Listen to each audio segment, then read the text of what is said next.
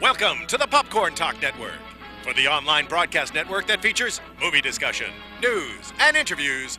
Press 1. Popcorn Talk. We talk movies.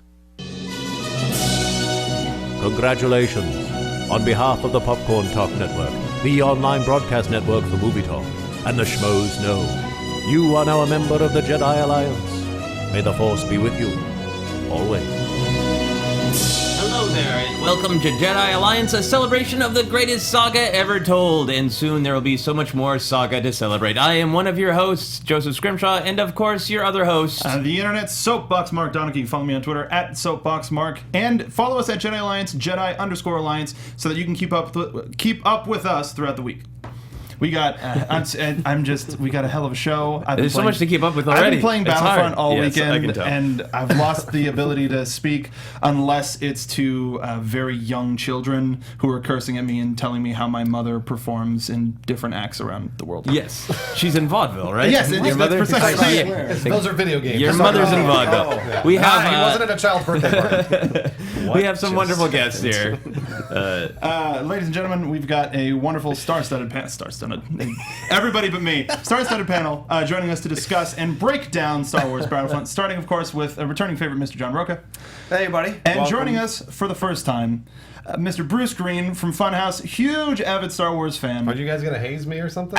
No, That's no. what the 5 questions are for. Can you tell people a little bit about like who you are and what you do? Yeah. So I work on YouTube. I work on a YouTube channel called Funhouse, and Nice. we basically do Mystery Science Theater 3000, but for video games. Awesome. And we also do video game news, and we've been doing that a very long time on a channel called The Know, and it's youtube.com/KNOW. And that's basically what I do, and I love Star Wars, and I have for 35 years. Pleasure to have you here. So we are going to get to some news from the Holonet as well as our Battlefront discussion. But first, as we do with any new member of the Alliance, we ask the essential 5 Star Wars questions. Bruce, Yes. can you tell us about the first time you saw a Star Wars movie? Okay, so I thought about this, and I must have been 3 or 4, because my parents showed me, basically my dad was like forcing them down my throat, which is fine, by the way. And the first one I saw was Return of the Jedi, and I was probably, like I said, I was probably 4 years old. And I feel like that's one of my earliest memories ever, is seeing this movie. Because I remember the effect it had on me, and it was just one of those things that resonated immediately, even when I was 4. Is that your favorite? It is. It's my favorite. I know it's not the best film, so don't get mad at me. We don't get mad. We have quiet judgment on this show. Okay, well, I but don't we want don't that get either. mad. I don't We want that share our either. opinions. So it's your favorite. It's the one that you want to watch the most. It is my favorite, and I'll sit down and I watched it a couple of nights ago just for fun. You know, just because I wanted. I like that we've gotten to this point in Star Wars where we have to clarify. I watched the movie just for fun, not for any business. No analysis, no nothing. Just wanted to I see know it's not the best. Just sitting there on a couch watching a movie like a savage. No business application. There's something about Yub Nub that just hits you in the right part of your heart. It really does. Yeah. Who's your favorite character? My favorite. What did I write down? I emailed this. My favorite Star Wars character is probably Obi-Wan Kenobi, but Which version? okay. Well, it's to be honest with you, it spans both trilogies. I like Ewan and I like Alec Fair Guinness, enough. but I always go with Luke Skywalker. I know it sounds ridiculous. Nobody likes the main. No, protagonist. I said the same. I love Luke Skywalker, and I love his transition from whiny little bitch to badass Jedi in Return of the Jedi. So I think he's always been my favorite, and I feel like I can identify with him the most. Well, that kind of makes sense because the baddest version of Luke Skywalker is in Jedi. The confidence. Yeah, like the really badass. So that would make sense. And it was always really cool when he walks Yeah. into Jabba's palace, and he's like, don't fuck with me. Right. Like, basically, It's interesting because you saw Skywalker at the end. And not at the beginning. Yeah, exactly. in The first time I saw him was so at the end. Probably more enriching to enjoy that character. Okay. Now, with your favorite quote, and we'll try to keep it family friendly. Yeah. It's fine. No worries. Sorry about that. Happens. Don't screw with me. That's fine. That's what I meant to say. Well, can we go back? Can we go back and cut that over? That'd be great. Okay. What is your favorite quote? My favorite quote. Oh, jeez. It's probably just do or do not. There is no try. That's the best one. I mean, and it's one of those things that you can actually live your life by. Yoda he's very wise. Frank Oz is very wise. Not even Yoda, just back to Frank Oz. Yeah, whoever wrote that, if I was Lawrence Kasdan, I guess. Yeah. Was he right? Yeah. Now, have you tried to apply that realistically? Have you tried to have like a do or do not attitude, and then it just didn't work? But there's that is do not. Right. So, it's either do or do not. So either you don't do it or Right. you do.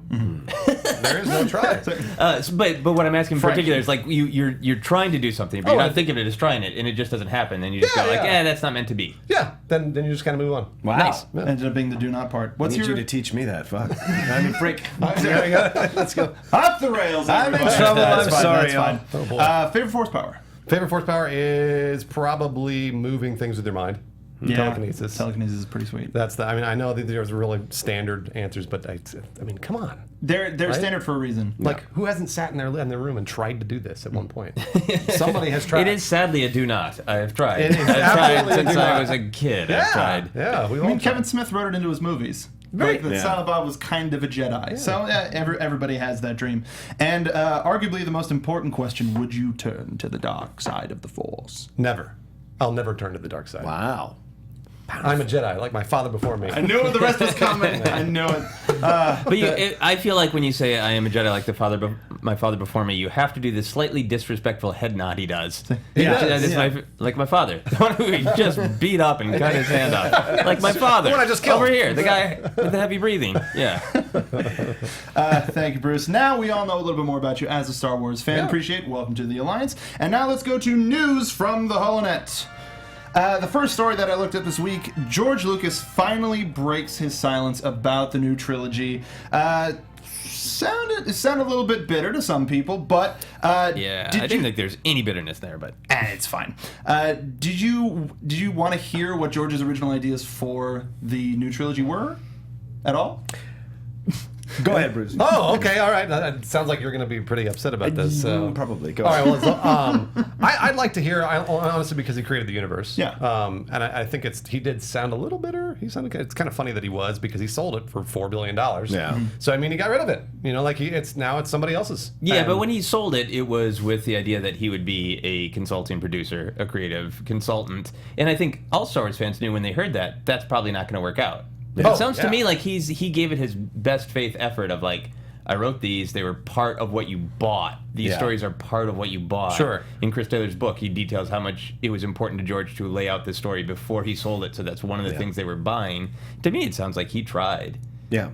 And maybe they didn't want him. I'm It was a curious to bait hear. and switch. It Yeah. was basically a bait and switch that they did on him, which I'm not surprised. It's a studio. They do that sometimes. And also, George did that with us with the prequels. So, we had this faith that he was going to give us this, and he bait and switched us and gave us something completely different. But, I think for me, George, I don't think he's bitter necessarily about the situation. I think, like anything else, he's probably a little bit hurt. Like, I put all this effort into it. Yeah, I sold it for $4 billion, but it's my baby. It's still my baby, and I think that probably grates on him a little bit.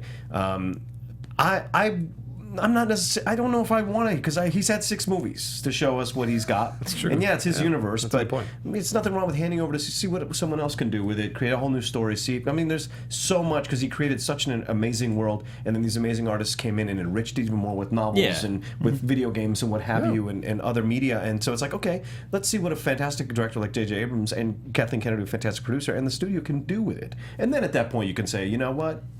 You can force, if they mess it up, you can make a force play, and so to speak. I feel like he said exactly what you said. He didn't. It wasn't like a press conference at my home because J.J. Abrams is ruining Star Wars. Right, exactly. He was I have asked, some feelings about this that I just want to get out there. He was asked in an interview, and he said like, "Oh, they didn't want to use my work, so I went on." He didn't say anything negative about. Right. And I feel like some of the headlines, I'm really aware of just kind of media spinning things, and the headlines a little bit. George Lucas upset. No, he was asked, and he just said they didn't want to use my idea, so they went the other way, and I went my way, and that's fine. Right. But to answer your actual question, Mark, I would love to hear his. I really want to hear his ideas, and I think we will in a couple of years. George Lucas's ideas? Yeah. You want to hear them? Yeah. Absolutely. I want to hear. I mean, like, I'm going to be honest with you. He gave us, like he said, 6 movies, and obviously the prequels. He even had more of a creative hand in. Yeah. So I don't know if I really want to hear those Yes, as much George anymore. Lucas gave us the world we live in entirely. Not just he didn't just make up lightsabers. He gave us blockbusters. He gave us a world in which people will watch a bunch of shows where we talk about Star Wars. It's a fair point. point. He gave us toys. He gave us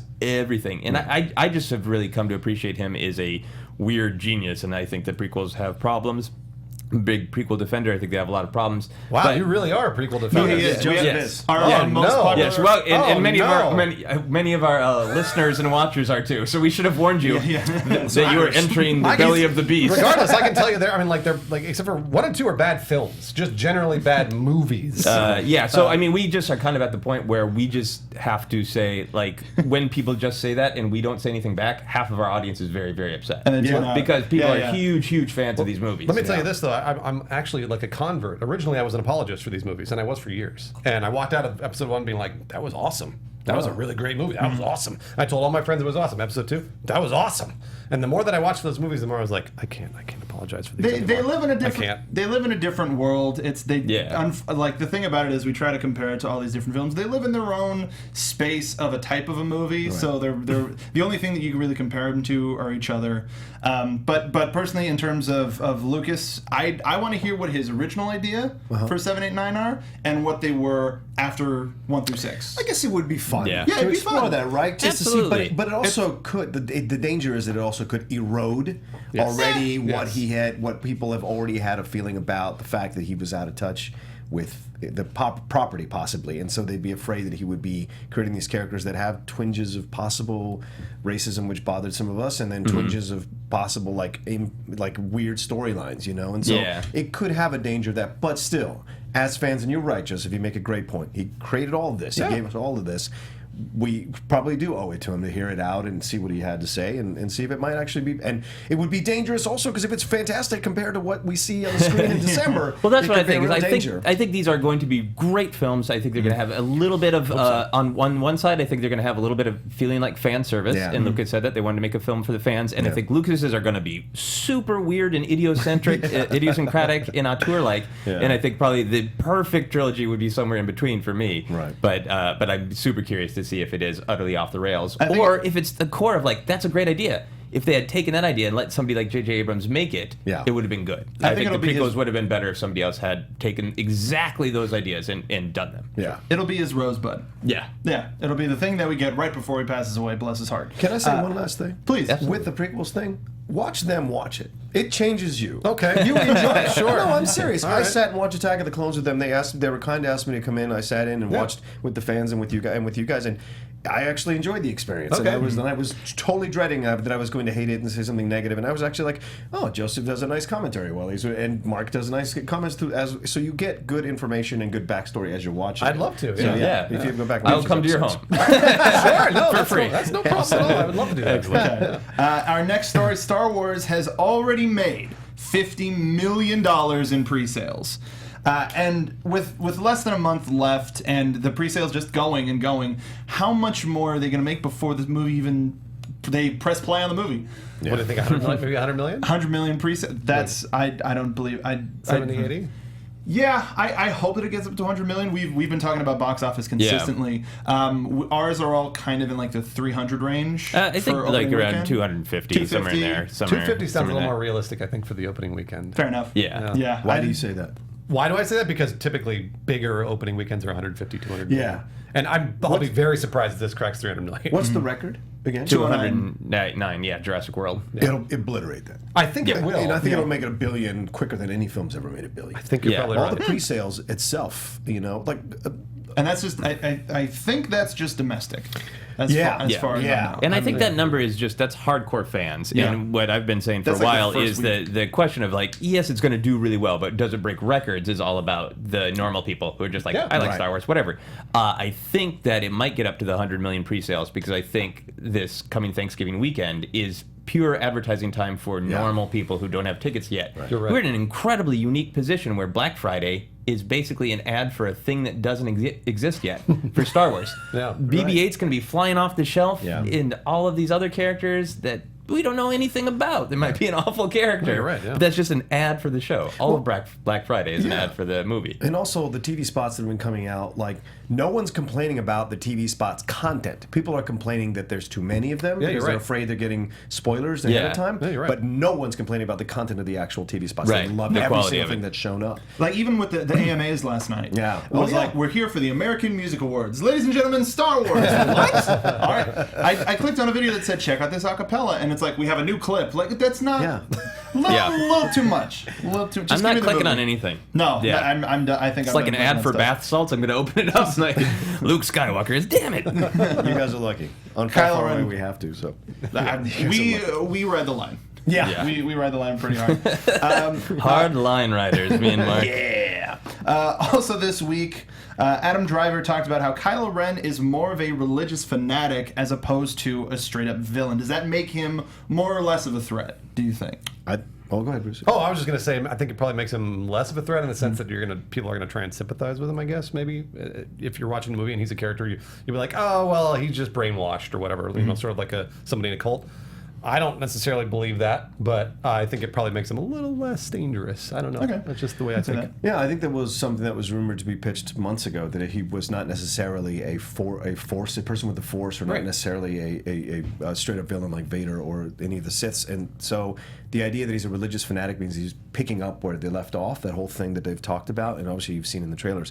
My thing is, it's incredibly topical for what's going on now. When you have what happened in France, when you have what you have, even in this country, you have problems where people are fighting amongst religion, and what does religion mean, and the separation of church and state. It's very topical to what's going on. So I think it's a fantastic move. It's a dangerous move for Disney, obviously, but like how deep into his religion it can come border on fanaticism, obviously, and then what is he doing in the name of that religion? There'll be echoes for people who are willing to see what's there, and so I think it'll be fascinating if they do it well to go back and rewatch the film over and over again and see even more of it as you see his journey up to that. I think they've always done a good job of having the Force be a religion if you want to focus on that, and otherwise it can be like, I get to move stuff with my mind. Yeah, exactly. It's playful. But I think it's also, we've been talking a lot on this show about how much they're moving it away from being good versus evil in maybe more order versus chaos. Right. And getting into those shades of gray. I think because they know they have so many stories they have to tell, they can't keep that nice simplicity that A New Hope had, which was a reaction to the Vietnam War of like, everything's gray and everything. Right. Hey, it's nice to see just clear black and white. It was an anomaly or an analogy for World War II. Yeah, and that's basically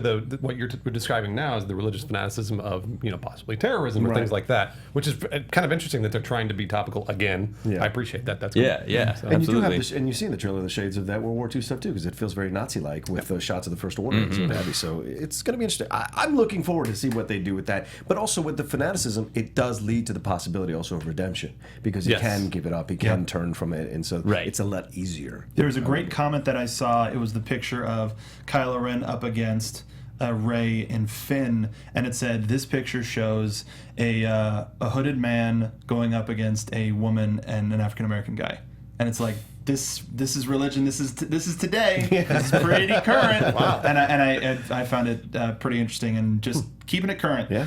Let's go from that to something a little happy. Just a little bit away from religious fanaticism.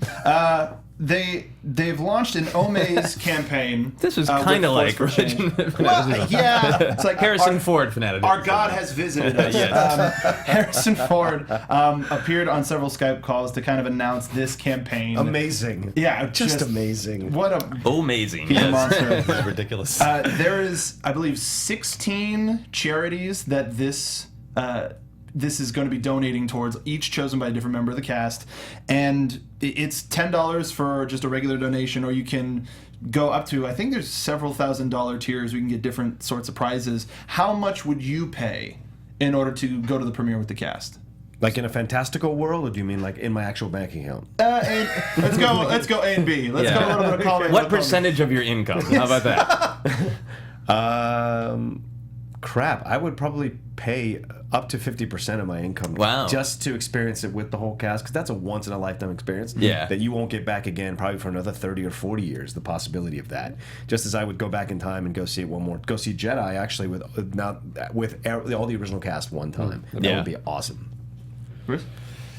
I'm going to go 0. And the reason is because I actually really like experiencing these movies just with other people. I don't know. I just really do. Like, I'm going to go see the first time I see Force Awakens, I'm going to see it by myself at an opening screening, because the only way I can describe this is my dad's a huge Packers fan, and when the Packers win the Super Bowl, he's like, I don't want anybody near me when we're watching. When I'm watching the Packers in the Super Bowl, because if they screw up, I want to be upset. Like I want to be upset, and nobody can see nobody it. judges you. Yeah, and if they, I want to celebrate on my own. So it's the same with me. Like I just want this to be me watching the movie with people. And you take it in how you want to. Yeah, I dig that. So I mean, like I think like in a fantastical world, I'd spend $50,000, $100,000 if I had it. But in a real world, I'm good. Yeah, I would pay almost anything, like a body part for like 2 hours. You would cut off a finger or something? 2 hours with a Harrison Ford in a bar.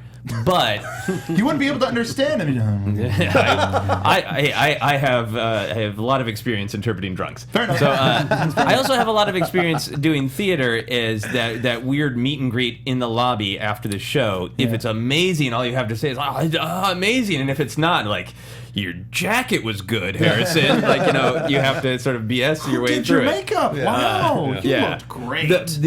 If you haven't watched the Omaze videos, by all means, watch them. They're hilarious. It's one of those just you can't believe, if you've been alive for a while, around the original trilogy.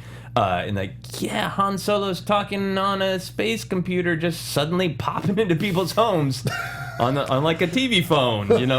What? I don't know how they got him to do this. I don't know how they got him. I think he's the most cantankerous SOB on the planet. Just not anymore, right? I feel like he has just totally, gone to the light side of the Force when it comes to Star Wars. Maybe that plane crash helped everything. Maybe it loosened up. Was like, well, my life could end in any moment. Why not? Let's do nice things for people. Let's be happy. That's true. Cantankerous. That's what I'm afraid of.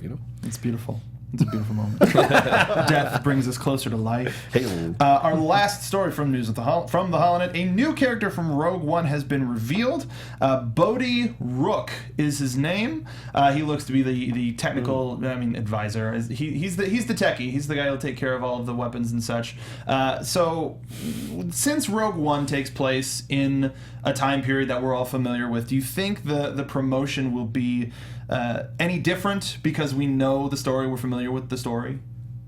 With Rogue One? Yeah, because we know what it is about. We don't know the specifics of how it happened, but just, hey, the Star Wars the Death Star plans are being stolen. I don't think it's going to be like what we see for the Star Wars movies now, the more appealing to the kids, appealing to the mass audiences. It's a grittier, dirtier, smaller, more independent type feel. I think movie. It's fan focused. Yeah. So I think it's going to be more appealing to that. It's going to have new and inventive ways that they're promoting it to make it seem more accessible to those that maybe we might laugh or scoff at Star Wars kid obsession. Sure. And I think that's what's going to be appealing to this. About this. I think that sort of tag of there's a new story for every generation is going to be replaced with this is not your grandparents' Star Wars. I hope they don't say that, because I don't want to see the movie. I think it is good, but I think it is going to be basically advertised by its tone rather than its content. I'd be down for that. Yeah. That sounds great. I mean, the cast itself they're not mostly mainstream actors. No, but they're great actors. I think Ben good Mendelsohn actors, is a fantastic actor. So Mads Mikkelsen. Yeah. I still am clinging to the hope that he's Crix Medine just because of how his hair is. Yeah. But it could work. I could be open to Is that something. Colin Kaepernick up there? Who is the actor playing? I totally Colin lost the name. Kaepernick. Okay. Yeah, we'll take it. We'll deal with it. I didn't click your link because I didn't want to see spoilers, and I'm actually I don't want to see this picture. Well, this is just a clip of the cast photo. I don't want to know any more about Star Wars at all. You're on the wrong Have you show, ever son. gone it's like if on Halloween you went to get your car fixed and the guy was kind of dressed Star Warsy. That's about what's in this photo. That's it. Right, It's nothing too bad. That's not so bad. It's a Star Warsy guy doing some mechanical stuff. Okay. Yeah. He's just missing the cigarette. So spoiler warning: there will be machinery in Rogue on One. his chest. Some spaceships, maybe some guns. Maybe.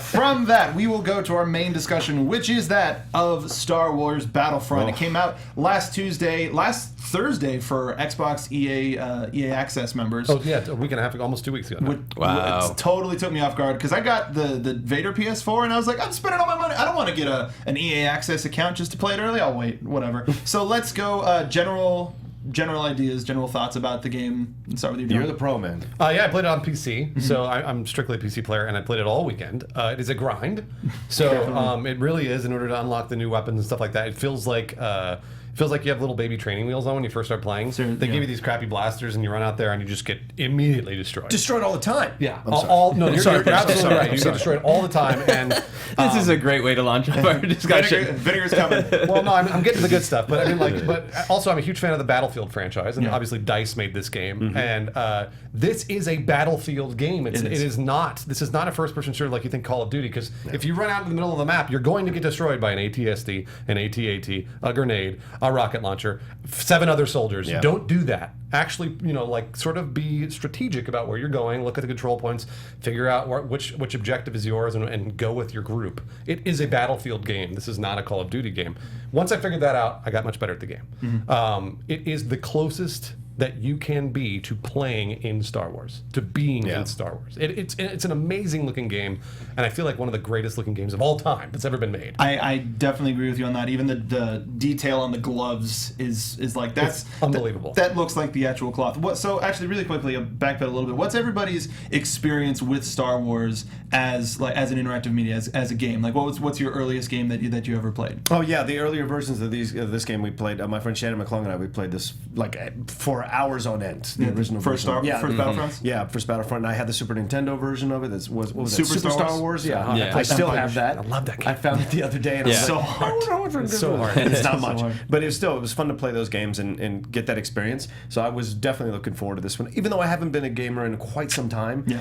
This was. You're right. The training wheels thing. There was a lot of anger in my house. There still is. There was and like- I'm ranked up. Yeah. Did you guys do any of the training missions, or did you just jump in since you're jumped in. experienced Oh yeah, I gamers? did. Oh no, yeah, because I'm coming back to it. I did all the training stuff. good I for did you. because I was like, I'm not going to be an idiot. Because I played the beta and got destroyed and got so angry constantly. And I was like, no, I'm going to do the training. I'm going to take it slow. I'm going to learn this stuff and give myself time. And so I basically spent Friday, Saturday, and Sunday playing the game, figuring it out. I couldn't go on the group missions because I don't have the pass, whatever that is. But I'll have to buy that at some point. But like for me, it was great to. It's a great way to go back into gaming in this way. It's not a story, so you learn how to play gaming and have fun, and it's great playing the characters and all the different things that they can do, and especially the comments that they make throughout, which is the best. Yeah, those are fun. Yeah, those are so much fun. You're nothing but an insect or something. Yeah. It's fun stuff like that. That's cool. It's great. It's great to. So it was enjoyable for me to do that. I do agree that it's missing that aspect of the story where you're going to levels and discovering, and there's a whole world. But the graphics are so immersive. Yeah, they're unbelievable. Endor is amazing. It really is, on the game. Do You know? like they forewent, that's a word. They decided instead of making traditional maps, it's like, no, Yeah. we're going to be truthful to this world and how this level layout is, and I don't think it suffers for it at all. The Endor is one of, I mean, the fact that people aren't complaining, oh, just 4 planets. What? Yeah. That's bull. I mean, they make every map for the different game types feel different. Yeah. But you're still, oh, hey, look, those are Ewoks, those are Jawas. Is the Wampa going to come out and get me at any time? Yeah. The world feels very lived in. Joseph, what are your thoughts about the game? Just overhaul. So I just got a chance to play it just for like an hour and a half, 2 hours this morning. I have a video game addiction problem, and I haven't played video games in about 2 years, just because I know like wow. Oh, you're being serious. Yeah, well, it's not quite an addiction problem. Like, Okay. it is a problem of like, Right. I recommend. my I first, respect that. my first Star Wars gaming experience was playing the board game Death Star Escape. And I would play it with my brother, Holy crap. and then he would leave for school, and then I would play it with my teddy bear and just pretend that he was a different person and Wow. roll for him. And then the teddy bear would usually win, which made me feel horrible. So I'm a way back gamer. I played the NES version awesome. where they just had giant freak heads, Yeah. all the characters. I played that. So yeah, I mean, I've played a lot of video games, and I love them to death. And I moved to LA about a year and a half ago, and I just didn't hook up my my game systems because it's just like, I know I need a good chunk of time off, or I'll distract myself too much, and I haven't had. I've got been busy, work which to is do. great. Yeah, you need a career. Yeah, so now that I can play a video game and justify it with doing this show. Yeah, I'll see you guys in 4 months. telling me. I'm gonna die. It was weird because I haven't played a video game in a little while, and I was offline, so I was just playing the training and the survival. It's weird how much it just felt like this is in the lineage of all other Star Wars games. It's a lot of the same tropes, just really, really advanced. Yeah. graphics wise, really catching up with a lot of modern video game shtick that's been going on for the last decade of like, you don't totally run out of hit points, they recharge, your gun recharges, and just so many things of like, this is immersive. Look at the sunset of Hoth. Oh, I can zero in with Han's blaster and head shoot that guy, but still I gotta pick up a coin. Like, those things that fight one another in video games are still so there. Like, it's beautiful, it's cool, it's immersive, and then video game trope. Not as immersive as you would want. Yeah. Another thing we should mention, and I think the reason it's so immersive is the sound design. The sound design, 100%. Like every single sound effect that you hear in this game is from Star Wars. Has everybody heard the Wilhelm scream yet? Yeah. It's so good. Absolutely. That's one of my favorite little Easter eggs. And the soundtrack, the music that's playing on Everything every is from mission Star is Wars. so great. Everything is from so Star Wars, great, and it's one of those things you don't get to hear those sound effects so clear, and also behind you and like to your right. Instead, that's scary. Yeah. When you hear that thermal imploder go off, which is when it creates a shockwave and it's favorite sound effect in the game. It is so scary because you hear that you're like, oh no, like you gotta back up because that's a big explosion. I feel so good rolling up as a TIE interceptor and just hearing the going through it. Flippin' love it. What's everybody's favorite mode in the game to play? Well, probably the hero versus villains. That was a lot of fun. I really, because like obviously, it's harder to die and it takes longer, and B, I just because of me as where I'm, but B, I also think it's a great way for if you haven't we haven't had these characters in our lives really fully in 35 years. These particular characters, it's true. And so it's so original nice. trilogy heavy. Original trilogy heavy, and so it's nice to explore that. It was so much damn fun for me to play Boba. I mean, just so much fun to discover like what the jetpack can do, and then when the jetpack gets damaged, how do I adapt? And you were right. It was like I did that. I thought because I'm an idiot, I would run into middle. I'll just shoot them all, and it's like, but dude, you're dead. And wait a minute, I'm the Emperor. I can't die. Oh yeah, you can, like everybody else. And so you learn that, and I think that's what's so great about playing the modes that I was taught, the heroes versus villains, because you have a fun time exploring how far you can go and what you can discover. It's not a huge battlefield. You got 3 other people on the other side. Or 6. Yeah, 6 v 6. 3 other heroes, 3 other troopers of whatever side you're on. Right. And it makes it a lot easier to take advantage of those powers and use them.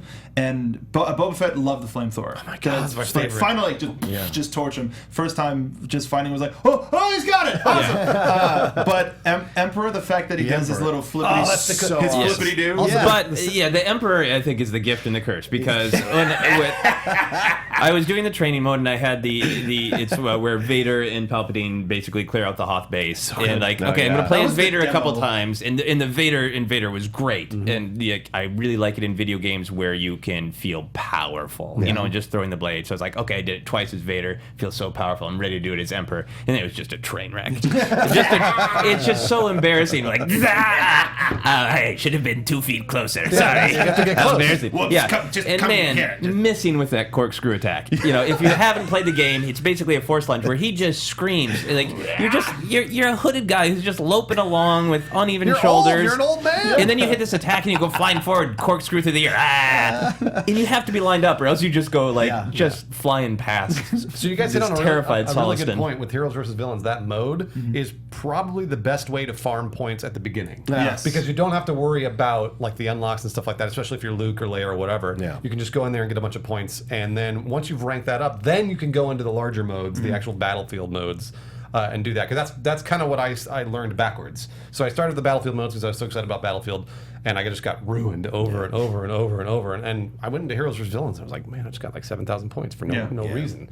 And that's the way I should have been doing it. So pro tip, if you just start playing the game, Bruce pro tip. Yeah, Bruce pro tip. Then go in and play Heroes vs. Villains. That's the easiest way to, and it's a lot of fun too. Yeah. So what do the stats do? Do they give you more health? Do they fit, like the range of your attack, things like that? So what happens is basically when you get points, it unlocks credits, and then those credits you use to pay for blasters, emotes, new skins. Okay, great. You want the blasters though. The unlock cards are good, but the blasters are probably the most important part, because you're going to get killed by some blaster you've never heard of over and over and over, and you're going to realize it's 20 ranks ahead of you. Yeah. Okay. And you'll be like, oh, okay, I have to get to that rank and then get those credits and buy the blaster. I found the same thing with the why is the name getting off the Brain, why can't I? The Fighter Squadron, sorry. That was the one that I used a lot to mine, just because you don't have to worry about ground battle, and you can be the Millennium Falcon or Slave One and just ruin people. It's absolutely fun and fantastic.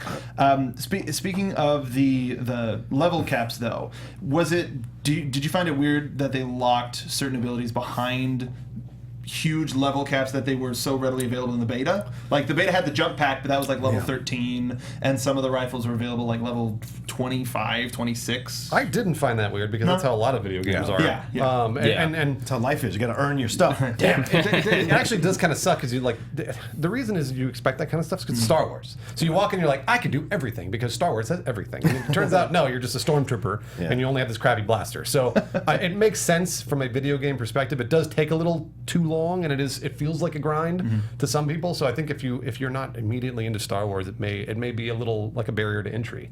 But for me, once I started figuring out how to farm the points correctly with like the fighter mode or the heroes versus villains, then once you get into there, you gotta buy those blasters, and you will start getting more kills, and you'll start feeling better about yourself. It seems designed to be almost anybody can approach this game, because you're approaching it as like an expert who is constantly kind of working in this field, and you're right away with the like, how do I make this work? Almost at sort of immersive, almost World of Warcraft level. I sat down and played training on easy, and I had fun and got to do cool things and got to function really. And I could see like, this is really limited, but I could function and have fun immediately. So I'm pretty impressed that they managed to get those vastly different experiences out of one game. I was curious to see kind of your experience, like you two. It sounds like you just started playing video games after a couple of years. I mean, like, did you find it fun? It was also frustrating, though, right? I mean, it's frustrating, obviously, absolutely, very frustrating. But like, that's a matter of because my hand-eye coordination is not as trained as it used to be, so I can't play the games like I used to. So, but going through the training modes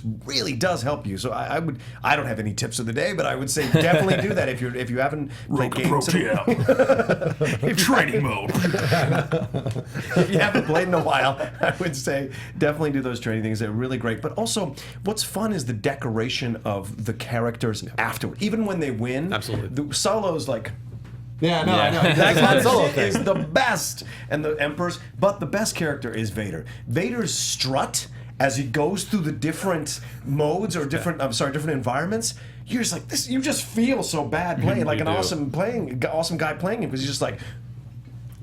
And you can throw the lightsaber. The lightsaber throw and the choke. And Luke looks kind of like a goober when you see him across. He's jumping. He's like, woo! He does look like a little gymnast. He looks like the true to Luke. He looks like the LucasArts logo. But that's how Luke looks in Return of the Jedi, which is great. It absolutely for me, the very first thing I played this morning was the X-Wing training in Beggar's Canyon, it was awesome. But I have played so much Rogue Squadron. It felt like walking into my home and somebody had moved the furniture around like 2 feet. You're like, I know exactly where I'm going, but the coffee table's not supposed to be there, you jerks. Like literally with like some of the buttons. So some of it's like, oh yeah, of course this comes right back, and like especially just some of like the physics that I think video games nailed a long time ago. Of like, this is how X-Wings in TIE Fighters turn to feel fast but still manageable. Right. So things like that were very, very familiar. Even like the kind of the weight screen music is the same as it was in Rogue Squadron and things like that. So I like that there's some similar things and then some brand new stuff. It's definitely one that spans several generations to bring that familiarity back, and I'm glad that hit hard. Speaking of ships, though, what was everybody's favorite ship to pilot? Well, I didn't get a chance to play any of those. Yeah, so I would still say the X-Wing. That was so much fun to be inside that and see how it maneuvers. And I don't have Joseph's experiences with Squadron, so for me, it was so much fun to have those air battles and to hear. Nothing beats the sound of those TIE fighters. I know, coming over by you, winging right by you, or just missed you, and you go like, that was close, all those kind of things. So to me, it was fun to fly the X-wing because I don't have that experience. So for me, it was just like awesome to. One of my things that I always look for in a video game is how whiny do your compatriots sound when you accidentally shoot them. And these guys were perfect. There was a nice polite, watch your fire. Come on, don't be a dick, Luke. What about you? Oh, for me, probably the A-Wing. Just 'cause it's so quick. It's so quick. Yeah, and it's I don't know. It's just really fun to get in those ships and hear those sound effects, hear those lasers going off, because that's just it's like coming home. It's like, it's like you said, walking to your parents' your living room and just sitting down and watching television. Did you play in first person? Oh yeah, absolutely. Cockpit view? Absolutely. It doesn't help, by the way. No, you not die at a all. lot. You die a lot. No. Like real life. Even more so as a TIE fighter than you would think. But it's cool to have the octagonal just like. Oh, it's so cool. Is So the cool. Falcon a good ship? Does it function well? You feel its age. And I like that. That's awesome. It's fast, it's maneuverable, but it's kind of hard to steer here and there. Okay. The weapons are lumbering. pretty strong, but it feels like an older ship. It's always been a challenge because the Falcon in a lot of other games where it's unlockable, it's not good. It's not a great ship, so I'm excited if it's good in Battlefront. This is a good medium. Are there any other ships that you would want to see added in through like the season pass? Which we'll The talk B-Wing. about. I love the B-Wing. Yeah, I'd love to B-Wing, see absolutely. that. See that. Hands down. And I know we got a lot of Team Y-Wing folks out there. Yeah. I know Oh, it's yeah. used in the Walker Assault, but yeah, if you bring that in, then you bring in the TIE Bomber, Yeah. maybe Vader's TIE Special. yeah. The TIE which is- Advance, yeah. The TIE Advance, just... Yeah, and the recent Rebels episode was just a commercial Yeah. for the B-Wing. Yeah. So, yeah. Is the Slave One in it? Slave One's in it. Oh, yes, Okay. yeah. Slave One's He's the one of the hero counterpart. ships. Yeah, he's the counterpart to... I got no problems. Slave One is the counterpart to Millennium Falcon. Can So- you get in the Slave One? Yeah. Oh, I want to see how that It's handles. just like the hero. How it handles. I'll pay the $50. I play it in... Well, no, that one's fine. That one you just... you don't have the... are you on Xbox or PlayStation? No, I PlayStation 4. So you don't have PlayStation Plus? No, that's what I'm Okay, saying. That's what yeah. I signed up for. So you pay $50 and you'll get that. So good. I'll do it. So on that as well, we talked about heroes. The season pass has detailed for $50 you get 4 more heroes and villains, Yeah. 20 weapons and vehicles, 4 new modes, 16 new maps, and 2 weeks exclusive access to the DLC. Do you think this is maybe a little bit too much behind a paywall? Do you think this should have been free updates, or is there enough content in Battlefront to last you for indefinite amount of time? Much like Joseph, I am a DICE apologist. But the way you put it, to be honest with you, it sounds like there's too much behind the paywall. For Battlefield 3, 2, 3, 4, I paid for all the expansions. So I paid for the $50 season pass in addition to the $60, $70 game. And I had no problem with that. That was not a big deal for me for the Battlefields. This one feels like not less of a game. It just feels like there's less content behind the $60 paywall. And so when they're... Don't get me wrong, I'm going to pay the $50. Right, exactly. But I feel like there's a little too much here that is behind that paywall. Like, But they know they can do it, right? That's the problem. I mean, like, how badly for like you, who's a fan of this particular kind of game, how badly would they have to screw you? Would it be like if for $60 you just get Luke and he doesn't even have a lightsaber? Well, then And I you wouldn't just- buy yeah. it. Yeah.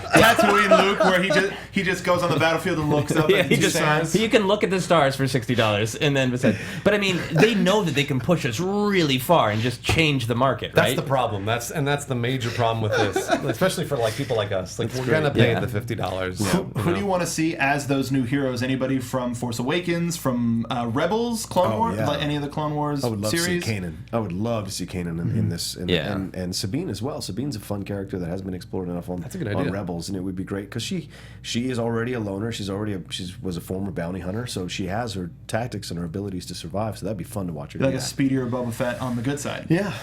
That'll work. And Kanan, who is not even a full Jedi, so you would have to play that character with those limitations. It would Yeah. be fun to explore that. Make it up with a blaster. Yeah. Yeah, and that would be fun to play the lightsaber blaster combo. I would love to see prequel characters. I think it's things like this Like that Jar make- Jar? Is that what you want to I'd see? be happy to have Jar Jar in the game. That's fine. I mean, I already shot that's at an on the Ewok Renaissance. today. No, that'd be great. That would actually be a really fun downloadable content if you have the Jar Jar idiot buttons and they're just like you just press any random button and he Triangle the does bubble, something in the environment and he screws up. that accidentally works because that's how he functions. We know how he functions in battles. He doesn't just He has jump like a and trip trips. button. He has a tongue But he button. gets lucky. He gets lucky. He gets lucky. Yeah, he has a fall down a hill button. Whatever, it's gonna work for That him. would have to be free. If the first pack they announce is like, you get Jar Jar as one of the heroes, like, no, Well, they we're won't done. do that. We're done. Unfortunately for me, is somebody who enjoys the prequel. I think it's good to have the prequel and things like this because I Yeah. think it is what makes people give the movies another chance. And sometimes people like them, sometimes they don't, and that's fine. But I think being a part of the canon is what makes people reanalyze the movies.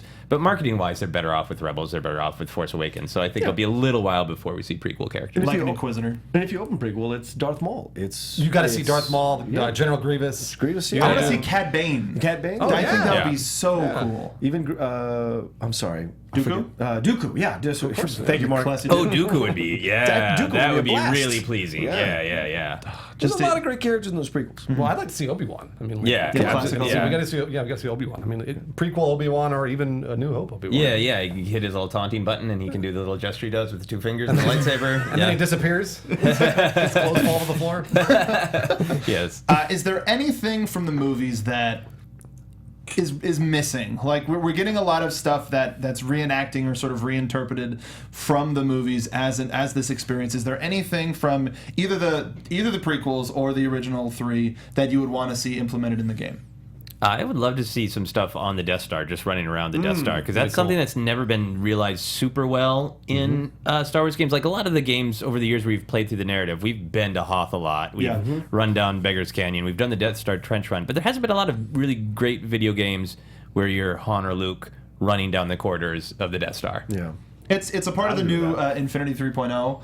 They do a weird thing with the story, but it is really cool to run down those corridors. I will say that. So I would agree with you that there's something. I played the the Star Wars Battlefront arcade machine, and doing the trench run, like that's just, it's so cool. That's awesome. so iconic. And to have another one of those moments in a game like this, I think would be like I would drop $50 if they go, oh yeah, no, we're doing Death Star. Yeah, totally doing that. Death Star would be a blast. Yeah, that would be so much fun. Okay. Can I say one thing I don't like about the thing? Can you please? I can't. Let's bring it down for a minute. I cannot fly that damn speeder The on snow Endor. speeder? Oh, that yeah. was a speeder bike? It's impossible. It goes too fast. It's too fast. Scares the crap out of me. I was very happy with that, because I immediately ran into a tree the first time. And it's like, okay, no, I need to be better about this. I like the turn works better. Really? You know, the squeezing both shoulder buttons basically for controllers. Because then it just does that. Maybe because it slows you down and you turn at the same time, and it's the kind Sweet of parallel park maneuver. Yeah, basically, yeah. It was the most control I ever felt like I had over a speeder bike, which is one of those sentences that's ridiculous to say out loud, but it's true. I've flown many speeder bikes in Star Wars games, and this was the most control it was the nicest balance between we're generally putting you in the direction that the speeder bike should go, but it's, like there's some games where you're just like, okay, well, you're just fine for me. Yeah. And it was nice. You're totally in control of this. Yeah. Absolutely. And I like, at least in the training moment, they're like, sharp turn coming up. You're absolutely right, though. Like on the battlefield, when you're in that 40-player match and you get the speeder, you're like, oh, it's speeder, you hop on it, and you immediately crash. Oh, that makes a lot of sense, yeah, because right away. There's no way to predict where people are going to be. Well, and also you're like sitting there in the middle of a battlefield where seven troopers are shooting at you, so you got to go. Like, you got to go right away, and then as soon as you go, you crash into a tree. Like, that's it. Yeah. I got one splat, and now I'm never going to get on it again. That's right. it. I got one. I'm good. I'll just leave with that record. That's good. That's perfect. So we're going to move on to our next segment, but before we do, any final words about Star Wars Battlefront? Any taglines, sells that you want to give to the folks at home who may, for some reason, people who are watching the show who don't own it? I mean, I keep seeing people say this isn't a $60 game, and it is absolutely a $60 game all the way around. I mean, like it's totally worth not only the sound design, not only the graphics, but the gameplay. I mean, it's a dice game, and dice does not make bad games. They don't. And it's one of those things that at this point I feel like I'm surprised people are asking the question. It is totally worth the $60. So. After I played it on Saturday, I spent time reading reviews on Sunday, and all the main critics of the game begrudgingly give it a 7 or an 8, and against their impulses, and that tells me it's a good game because they want to kill it, but their heart can't do it, and that tells me that's a good game. So I would definitely recommend it, and I had a blast playing it for a guy who hasn't played this kind of game in like 10 years. It was a blast to play and discover it, and it was so much fun. And they give you a lot of opportunities because they give you those levels: normal, easy, hard.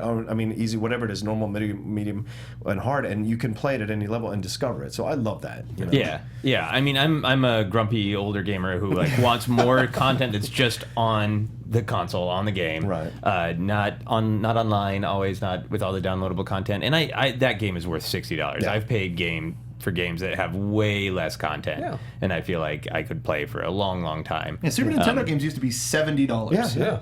And they had much like Super Star Wars now is probably worth maybe $100, $150 to some collectors. Yeah. But this well worth the game. This reminded me, like as you said, of Battlefield, and Battlefield is what made me go, oh, first-person shooters are all right. You got to stick to your squad. You got to do. I'm huge on objective-based as well. Strategy. Don't like deathmatch. The fact playing this with folks and friends is probably the best thing that you can do. But if you're playing by yourself, there's so much fun to be had, and there's no reason to not even if you don't have a system. Black Friday's coming up. Systems are going to be $300, and some places you can get Battlefront for free with that. So do it, spend the money, spend the time. Star Wars Battlefront is probably going to be the biggest game of the year, just like The Force Awakens is going to be the biggest movie of the year. I'll be very surprised if this is the biggest game of the year. Really? I'll be very, very surprised. What do you think would beat it? Probably Fallout. Fallout? I think this has more general appeal than Fallout. I totally agree. I don't know though. I'm not sure. Well, I feel like as somebody who is a little shy about all of the online and the downloadable content, I feel like if the marketing got the word out, like, hey, your 8-year-old can just sit by themselves and shoot stormtroopers. If they get that marketing word out, they might crack into the bigger market of general people, but... That'll work. All right. Also, shooting Ewoks. Or shooting at Ewoks, which is great. Because you can't shoot them, you can only shoot at them. Right. At least in the level I played. He tried to shoot him. You go down. Of course. And it's a little cutscene of another Ewok going... No. That's so sad. Yeah, this is a very family-friendly game. You can only try to murder things. So we're going to move on to one of our segments we like doing, the Mind Probe. We ask you guys for questions on our Facebook page. You kindly give us to them, and then we round-robin them here. So the first question is from Sarah Gessel. What do you think are the implications for Poe Dameron based on how little prominence he's getting in all the marketing spots? He was hyped as part of our new trio along with Daisy Ridley and John Boyega, but we've hardly seen him so far. Could this mean his character won't be as prominent as Daisy and John's until Episode 8, or is it possible that Poe is going to come to an unfortunate end by the end of Force Awakens? John Rocha.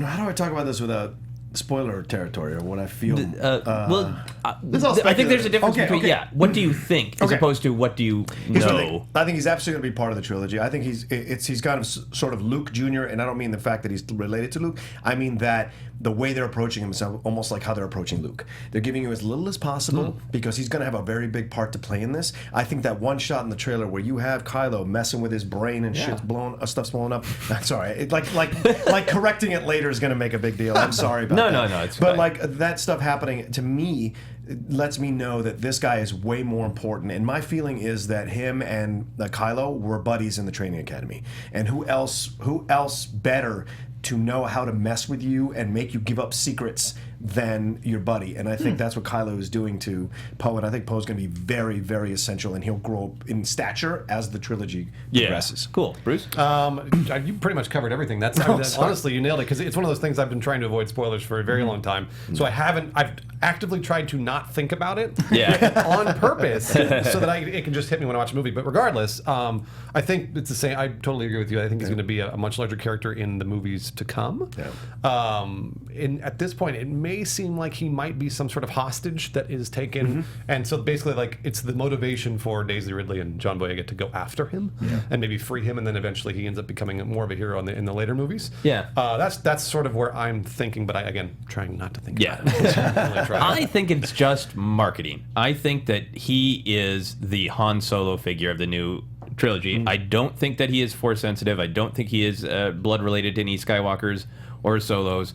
I think that he is the roguish, guy with an easy smile and good with a blaster and good with a pilot. And I think they realized we really want to tell people this is a generational story, that this is about the Skywalkers, and I think they just faded him back marketing-wise because of that Skywalker story. I think it's just what they're doing with the marketing in general. I think he's got a huge part to play in maybe the second half of Act 2 and all of Act 3, so they're just showing what you need to know about him. Because, like, in most of the toys, he's not included. And anything that we see of him, he's wearing his X-Wing garb. So, aside from that, I think he's going to be a huge player in Act 2, Act 3, and then Episode 8 and 9 and beyond. Awesome. Our next question is from Brian Ward. Would you be up for Ewan McGregor playing Obi-Wan as a Force ghost in 7, 8, or 9, using CGI or makeup to make him look older? We'll start with Mark. Yes. So many yes. Yes. As much yes as I can yes, I will yes. Yes. I don't want CGI to make him look older. I was going to say, please makeup. Makeup would be fine, but yes, I would love that. I think they have a Force ghost problem. because I don't like the idea that Force ghosts fade away after a while. I feel like the idea is that's what made them. That's Obi-Wan Kenobi's line, I'll become more powerful than you could possibly imagine, is I can retain my existence after death. And so we know that Yoda is out there. We know that Obi-Wan is out there. Maybe Anakin is out there. We don't really know kind of how to interpret the end of Return of the Jedi. If we that know was he's there. I mean, he was either Hayden Christensen or Sebastian Shaw. We know he was there for a moment, but there's not a lot of narrative. Anyway, he's there. He shows up. Anyway, the point is, Luke could have a whole council of father figures to advise him, to father ghosts to advise him, which is a narrative, right? It's a cool story for those character stories, but it's a problem for the Luke narrative because we want him to not need that parental figure. We want him to be the wise old one. Wow, so, you bring up a really good point though, because he could have a council of Force ghosts. Sure, because really like that name. At this point, he's gone away. Like he's sort of just he's a hermit somewhere. Yeah. So he may just be talking to ghosts. Yeah, just talking to ghosts in a cave. And he seems like crazy old Ben, crazy old Luke. Yeah. But I love Ewan McGregor. I think for me he is the best part of the prequels. He gives a great performance, even with all of the other problems of the prequels. So I would love to see him do anything. I agree. Absolutely. Yeah. Please. It would just be amazing. It would just be awesome. Ewan McGregor in anything is great. Well, I mean, also because they've been saying that the prequels are canon, they want to respect the prequels. The best way to do it is to bring people in from the prequels. Yeah. And I think there's nothing wrong with bringing in the best person from the prequels. Yeah, and I think the Hayden rumors are true. I think he's going to be used I in think some so way. too. Yeah. And I want him to be in it. Yeah. If you're staying away from that, sorry. Oh, I don't care. Whatever. Yeah, okay, cool. All right, next question is from Matthew Gustnick. I'm sorry. Gusteknik. Gusteknik. Okay, I'm going to say it again, and then you just say the last name. Okay. All right, ready, Mark? Yep. This question is from Matthew. Gusteknik. Excellent, because we all know this is not live. It's going to be edited, taking out all the swear words and 100%. mispronunciations of last names. This is actually a run-through. We're actually going to be live. yeah, We're gonna go again. Sorry. Remember everything you said. No problem. Matthew says, any chance we will get a new holiday special with Star Wars having been bought by Disney? And So same disappointment on the other side of the table. It's just brilliant. John, Hold on, are you an apologist for the holiday specials? Jesus Christ, how far are we going on the apologies? well, there's a difference between apology and accepting. Well, I accept that it exists. That's a step forward for some people. That Some doesn't people are in necessarily denial. mean that it's going to be the same quality as the original. Yeah. What? Well, Same quality as the original holiday special? yeah, it's like if Was there we- quality in that? See, that's what I mean. There was some great singing and dancing in vaudeville comedy. It's just that those things shouldn't be in Star Wars. That's the problem. See BB in a little hat and a cane. It just is rolling and he a drops it. great late 70s variety show. It's just that just has nothing to do with Star Wars. That's the problem. See, and this is what I get to. Like, for all that George Lucas gave us, he also gave us this other stuff. So, you have to balance the scales a little bit. His instincts have never always been like, oh, this is a phenomenal Well, this is universe. one of the things This that is made him a what- control freak, because he said, yeah, that seems like a good idea. You Yeah. guys go take care of that. You're the best in the business. Oh, what did you... What happened? Yeah. All right. And Harrison was All okay right. with it? He said that? Well, they were all on cocaine. It's obvious. Here's what I would say. Yes, if you go back to the Wookiee planet and do it right, Kashyyyk? Yeah, Kashyyyk. I'm so 1,000% behind that if you do it right and get the right vibe to it. Because Droid Tales is fantastic. If you have not seen Droid Tales on Disney XD, it is essentially a comedic take on all 6 movies told through C-3PO and R2-D2's eyes, but with reverence and perfect comedic timing. Like, the jokes are built into the actual story, and they work. Isn't Nice. it Rosencrantz and Guildenstern are dead, essentially, with droids? Yeah, with droids. Even when nice. they have the episode with Jar Jar, Jar Jar is constantly trying to get into the battle, and something stupid happens to him every time. And Yeah. and it's not his fault. And that's what I think is great. Every time he tries to run and fight, like something blows up, and he's like, and he flies off into space. Not again! It's little stuff like that. Nice. I And it want to works. kill myself. So, All right, so Bruce, is there any world in which you could conceive of a holiday special of some kind being desirable? Cool. We'll move on. All right. I don't want to see it. I would prefer a holiday special to like a Disney Channel movie. Oh, Yeah, absolutely. So if you put it like that, Lesser of Two Evils. Yeah, I don't want to be. I think a new take on the holiday special, not the vaudeville variety, because that just doesn't make sense in the Star Wars world, or work your butt off to make it make sense, and it is just it's some scoundrels at the cantina, and it's all like very Star Wars entertainment, not real world entertainment. That would be entertaining to me.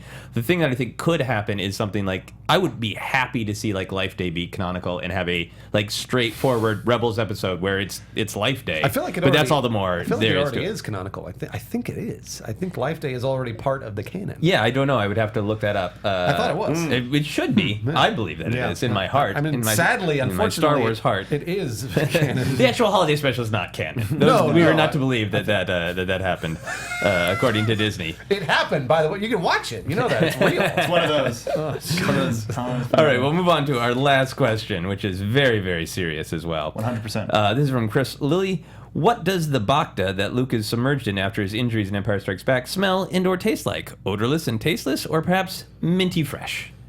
Serious questions here. Yes, Mark, would you like to start? Well, like going back to our main topic too, running through Hoth and finding the bacta tanks was just like, oh, one of those tiny little nerdy things that made me go, yeah. Star Wars. I figure it's sort of just like it's odorless. Yeah, I don't think there's anything a super. safe choice, I don't yes. think there's really anything super special about bacta. It probably just smells like a doctor's office. Okay. No, it's terrifying. It smells how like like fear. a wood tongue depressor tastes. Okay. Like some like just like really okay, I guess I'm at the doctor. Something like that. John. Sweat and vinegar. That's good. Nice. Because I feel like it's not the only time someone's been dipped Almost in a potato chip flavor. Clean it. It's like a swamp on Mon Calamari. Bruce, what does bacta smell or taste like? Do you guys remember Nickelodeon's GAC? Yeah. Oh, yes. That's the way I think bacta feels and maybe even smells. Like how, like you could put your hand in GAC and like it would stay. I think that's what bacta. Even though it looks liquid to me, I think it's like GAC. So I think you get in it and it feels like everything's pressing down on you. And it also GAC smells really weird. Yeah. So I think it probably smells like that. It's like, it smells like chemicals and it's garbage. I tried to just close my eyes and imagine being submerged in it and sort of meditate on Star Wars. And the flavor that came to mind is the old Topps bubblegum. Whereas it's almost minty fresh, but it's not. It's bit of cardboard in pretending there. to be minty fresh with cardboard. And I agree with John that, I mean, bacta maybe kind of self-cleans after a Skywalker has been in there. I think Self-cleans. I'd go with John on that one. Sweat and vinegar, I think. sweat and vinegar it is. You want to get the bacta tank? You know what? I'll just deal with it. That's fine. I'll just heal naturally. So we'll post another request soon on our Facebook page for more mind probe questions. Those are all great questions. We ask for serious questions, probing questions, and ridiculous and fun questions. So thank you guys for delivering all of those things. We're move on to our final segment, the Duel of the Fates. Here we have our music. Oh, man, I'm so glad. Summon the Force and/or destroy everything around us. I take no prisoners. Mark is on the dark I side. do what I can. So our last week's question, which we'll ask you guys, do you think the final shot of Force Awakens will be the characters facing toward or away from the camera, or a new shot that we've never seen before? I'm going to say away. I'm going to stay away from the camera, sort of like Empire. No, do you because you feel like Force Awakens is going to end on a little bit more of a question, a little darker? I do. For some reason, I do. I'm probably wrong. Actually, this one is probably going to stick to a New Hope's formula, which is going to be like kind of a family-friendly ending where everybody's happy. But I want it to be away from the camera. I want it to be something that is like a cliffhanger that we have to go to episode 8. Right, for. it's something that pulls you to episode 8. I hope so. Awesome, John. Yeah, I would say more. Yeah, facing the camera. I would have to disagree. I would say facing the camera because something. We all know the rumor, and so I think that's going to happen, and then they'll have something that kind of brings it together, and makes everybody happy, and so I think that you're going to need to see their hopeful faces. If it's an Empire ending, that's a ballsy thing to do to restart the trilogy that way. Yeah, it is. It would be really. Yeah, because we've ballsy. never ended like that, and that would be awesome. Yeah. The responses, because we also posted this on our Facebook page, were pretty mixed. A lot of people thought that it would be really strongly for them facing away, for them facing toward, and a lot of people thought that there would be alternatives. We have time to just read a couple. James Farley said, "This is the best Duel of the Fates question yet." Thanks. They'll be facing toward the camera. The entire film will be building setting up the new heroes of Star Wars, it makes sense for it to end by showing them to us in all their newfound glory. And I think that really does make sense if they follow A New Hope, but it does seem like there might be some darkness and tragedy in The Force Awakens, and then that's weird if they're like, well, whatever. Hey! Curtain. Michael Oppenheimer said, I think the end shot will be Rey and Luke at opposite ends of the screen looking at each other across a room about to start training. So that's a different concept. Oh. Very, very interesting. I like that idea of that. That's where we're ending the film, where we've introduced all the new people, and now we're launching into the new adventure. And Scott Shigini, apologies if I get that incorrect, said, circular shot of the old cast as they watch the Falcon moving away with the new cast on board. There will be the obligatory J.J. Abrams lens flare as the camera pans and pulls back just as the ship goes to light speed. Then we wipe to end credits because it's Star Wars and they can't have too many screen wipes. So we asked one question, and you gave us 3 answers, Scott. They're all great. We got the lens flare, we got the wipe. But yeah, I think it could be. A lot of people pointed out, like, we've got that great hyperspace shot in the trailers that's kind of from a 3/4 angle, that there might be something like that that's close to that classic, very flat forward or away, but with a twist. Yeah. So this week's Duel of the Fates question. Did the classic Star Wars games nail the format with simplicity, or are the newer games fulfilling more dreams per capita with their sort of complexity? That's a really good question. Yeah. All marks. I honestly think that Battlefront is the best Star Wars game to date. Yeah. And the only reason is, and actually we even had an argument about this in the office, we think it's the best movie-based video game to date. Wow. Because you are playing in the movies. Yeah. And like, there is no doubt where you are and what you're doing, and you don't do anything in Battlefront that you're like, this wasn't in Star Wars. Like, I don't remember this from Star Wars. Like, everything you do is Star Wars. Right. And they got so close to the graphics, and and obviously the sound design is perfect, that you are basically playing the movie. So I think this is the best Star Wars video game yet, and I think it's the best movie-based video game ever. Interesting. Bold statement. Yeah. I'm a huge fan of GoldenEye, but I take your point that even in the most violent James Bond video games, there's no point where he can trigger a glitch where Russian soldiers will keep coming and he can slaughter literally thousands or everybody of drops Russian their guns soldiers. and just slaps each other. The slappers only. Yeah, great setting. But yeah, I take your point that there is a lot in this game where it feels like that is around the number of stormtroopers who would come at Han. Yeah. And so it does feel a little bit more in sync with the movies. Mm-hmm. John? Yeah, I would agree with that. I think the fact that all these other games came before and laid the groundwork for the creation of it, that makes this one the best one that's been released, because it factors in everything that's already come before, like you spoke about with Rogue Squadron, and then you have the X-Wings. So and the graphics level that we're at now is amazing, and so it's like, okay, logically it just makes the most sense. It is the best game so far. Yeah, I 100% agree with you. Like this, every previous game of like the older generations, the Super Nintendo, Dreamcast, whatever, have all had a part that they've nailed. Yeah. And this game is one of the first, I mean, story aside, because there's no story, unfortunately, but this is the first one that puts them all together in such a way that is 100% Star Wars. So I'm going to say, too, newer games fulfilling more dreams per capita. Yeah, absolutely. Yeah. There was a game called Jedi Power Battles that came out after Phantom Menace where you just got to play a Jedi and just kind of, you played basically through the narrative, but then it's almost little Mortal Kombat-like where you had to put together the combination of keys. And it took me a long time to master, but I figured out how to slice somebody from behind as Obi-Wan Kenobi. So it's close for me. It's no Knights. That's what I'm saying. It's no Knights of the Terrace Kasai. It's definitely not. Yeah, what about Connect Star Wars? Come on, guys. No, this is very, very good. This is a great game. I'm playing it right now. I'm really impressed that they nailed both the flight and the first person, third person running around is a single figure, and I think just for that, it fulfills Star Wars the best. So we're going to wrap up. We're going to kick off this. We'll put this Duel of the Fates question up on Facebook. You guys can weigh in with your answers. But Mark, why don't you go ahead and tell people where people can find you? Well, you can find me on Twitter at SoapboxMark. A lot of stuff happening at the networks this week, even though we're going down for Thanksgiving. So make sure to follow me. A whole bunch of wrestling stuff, video game, movie anatomy coming up. Follow me for more. Awesome. You can find me on all the social medias is at Joseph Scrimshaw. You can find my website is josephscrimshaw.com. I just released a new holiday-themed comedy album, so check out josephscrimshaw.com to find more out about that album. Cool. Yeah, you can find me at youtube.com/funhouse, FUNHAUS, or youtube.com/no, KNOW, or at Bruce Greene, GREENE is on Twitter. Wow. You can find me at the Rocha Says, ROCHA, on Twitter and on Instagram. I host the Top 10 podcast on the Schmoes Know YouTube Podcast Network, Cast of Characters, and Far, Far Away over on Geek Nation. And I've been doing the Collider recap shows for The Flash and The Walking Dead, which you can find those on Collider on YouTube. I will say one last thing about the games. Please. We interviewed Greg Weisman on Cast of Characters, who's co-running the new EA Visceral game. Oh, yeah. He said, he told us pretty much think Uncharted.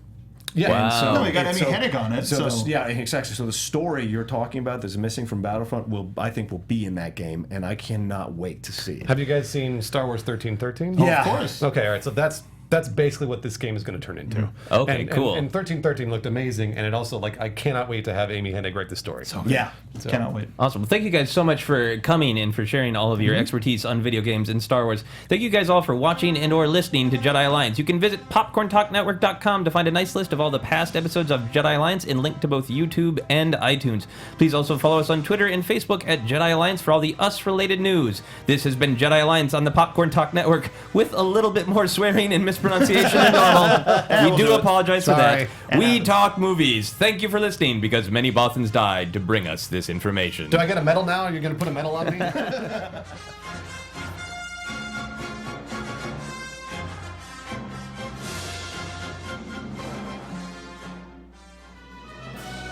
From producers Maria Menounos, Kevin Undergaro, Phil Svitek, and the entire Popcorn Talk Network, we would like to thank you for tuning in. For questions or comments, be sure to visit popcorntalk.com. I'm Sir Richard Wentworth, and this has been a presentation of the Popcorn Talk Network. The views expressed herein are those of the hosts only and do not necessarily reflect the views of the Popcorn Talk Network or its owners or principals.